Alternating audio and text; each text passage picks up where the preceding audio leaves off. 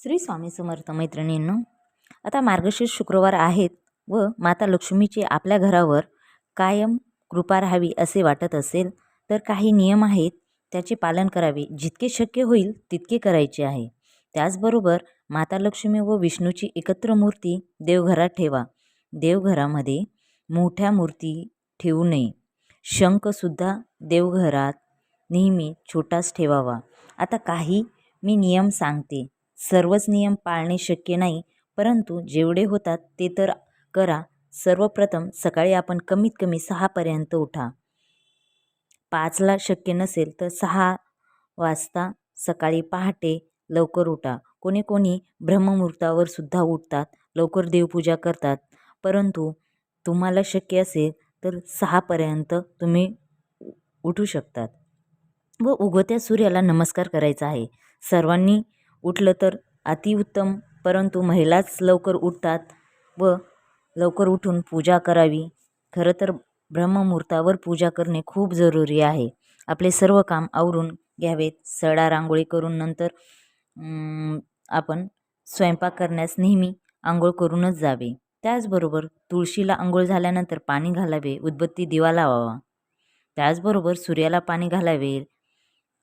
त्या तांब्यातील पाण्यामध्ये कुंकू, अक्षता, लाल फूल घालून सूर्याला अर्पण करावे व ओम सूर्याय नमः असे म्हणायचे आहे. जप करायचा आहे. तांब्याच्या भांड्यातच पाणी घेऊन सूर्याला पाणी घालायचे आहे. लक्षात ठेवा, तांब्याच्याच भांड्यामध्ये पाणी घालायचे आहे.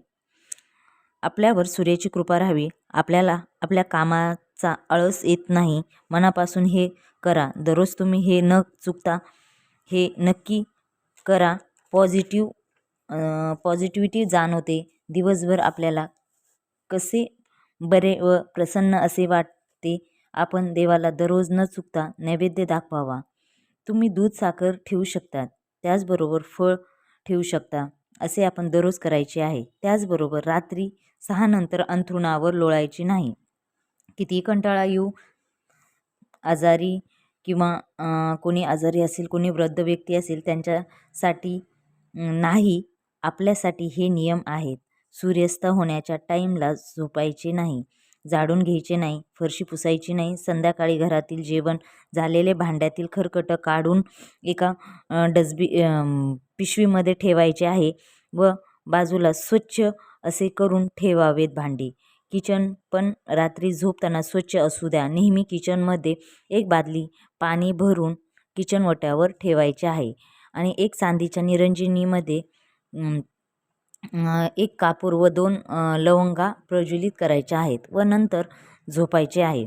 बाथरूममध्ये पण एक बादली पाणी भरून ठेवायची आहे.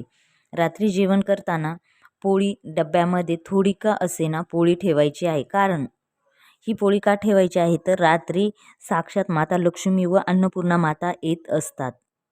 आपल्याला सर्व डबे घासून पुसून ठेवायची सवय असते, परंतु आपल्या पोळीच्या डब्यामध्ये थोडी का होईना पोळी, काही का असना भाकरी, पोळी, भात, वरण भात हे थोडं का असना ठेवायचं. कारण रात्री सर्व स्वच्छ वगैरे किचन ओटा वगैरे झाल्यानंतर रात्रीमध्ये लक्ष्मी व अन्नपूर्णा माता येत असते.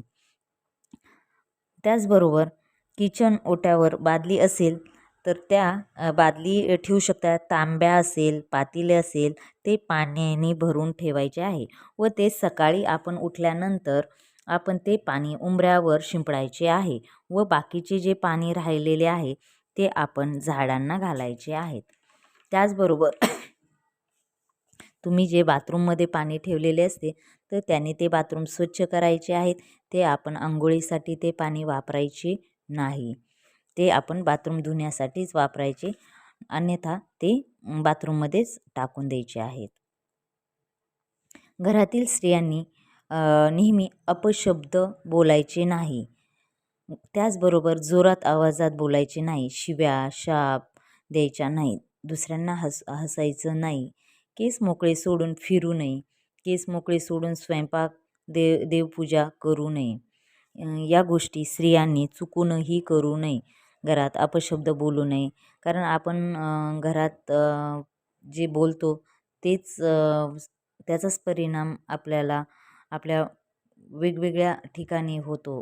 आपण अपशब्द वगैरे बोललो तर आपल्याला वास्तू हा तथास्तू म्हणत असतो. त्याच्यामुळे घरामध्ये काही काही नियम असतात ते पाळायचेच असतात. त्यासाठी ते नियम फक्त पुरुषांनीच स्त्रियांनीच करायचे असे काही नाही. पुरुषांनी पण आपल्या घरातील स्त्रीचे आदर करायचे आहे व स्त्रीचे कौतुक करायचे आहे. घरात किंमत द्यायची आहे. असे घरातील लक्ष्मीलाच तुम्ही जर विचारले नाही तर तुमच्याकडे कशी लक्ष्मी टिकेल, कसा घरात सुख शांती वगैरे राहील. त्याच्यासाठी घरातील लक्ष्मीला पण आपण तेवढेच मान द्यायचा आहे. आणि जी गोष्ट आपण सांगितली होती घरात एक वस्तू ठेवायची आहे तर किचनच्या ओट्यावर बादली भरून किंवा कळशी किंवा हंडा तांब्या असं भरून ठेवायचं आहे. आणि बाथरूममध्ये देखील एक बकेट पाणी भरून ठेवायचे आहे. आणि ते कसं काय करायचे आहे ते मी तुम्हाला सांगितलेच आहे. आपल्या दारात उंबऱ्यावर शिंपडायचे आहे व बाकीचे पाणी जे उरले आहे ते झाडांना टाकायचे आहे. त्याचबरोबर ह्या ज्या सवयी आहेत आपल्या त्या पॉझिटिव्हली आपण त्याचा विचार करायचा आहे. आपण पॉझिटिव्ह विचार केला तर सर्व काही चांगलंच होत असतं. त्याच्यामुळं कोणतेही नियम पाळत असाल करत असाल तर ते मनापासून नक्की करा. आणि सकाळी लवकर उठण्याचे काम करा. त्याच्यामुळे आपला दिवस पण खूप चांगला जातो. त्याचबरोबर सूर्याला पण आपण पाणी अर्पण करायचे आहे. कसे करायचे आहे ते मी तुम्हाला सांगितलेलेच आहे. जर तुम्हाला माझा हा व्हिडिओ आवडला असेल तर नक्की सबस्क्राईब करा, लाईक करा आणि शेअर करा. हा व्हिडिओ तुम्ही सर्वांना पाठवा. श्री स्वामी समर्थ.